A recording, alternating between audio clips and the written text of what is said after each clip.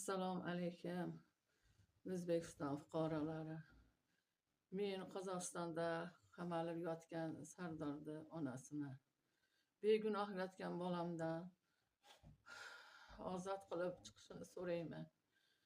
Butun O'zbekiston xalqiga, prezidentiga, Qozog'iston xalqiga, prezidentiga bu bolam begunoh deb, bu bolamni boshida nimaiki qiynalgan bo'lsa qiynoqlarga hammasiga bardosh berdi bolam. Boshida qiynadi.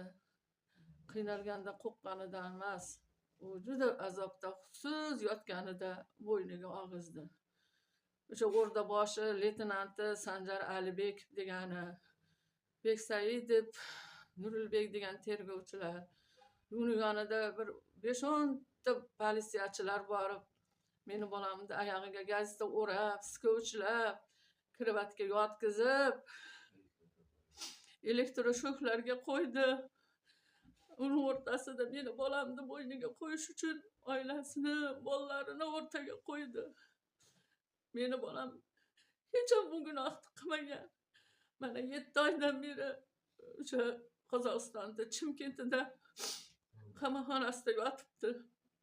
Begunoh. Qon analizini oldi. Hamma joyda bir 2 marta olsa meni bolamdan 5 marta, 6 marta olsa ham qonidan hech narsa chiqmadi. Hech tushunmaymanki men bu Qozog'istonning qaroriga, qonunlariga. Eyda shu qizni o'ldirgan joyda meni bolam necha tevada ishlaydi.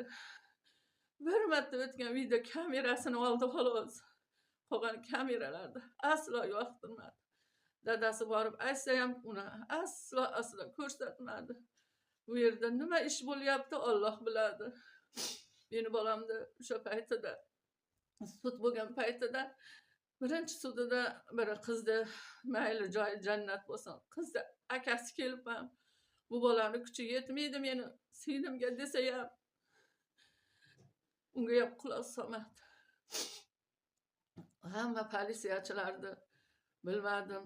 Hech qaysi sudga ham kelgan yo'q. Shu orada hamma joyda bir 3-4 marta, 2 marta bo'lar ichki sud dedi. Konsulga yozdik, o'sha Qozog'iston, O'zbekiston konsuliga. Edan ona vakil jo'natdim, otaxonni oldiga dedi. Aslo vakil ham borib kirgizmadi. Bilmadim. Meni bolam gunohsiz. Allohim eda uni Qozog'istonni sha'ni kelsa, bu O'zbekistonda meni bolamni hayoti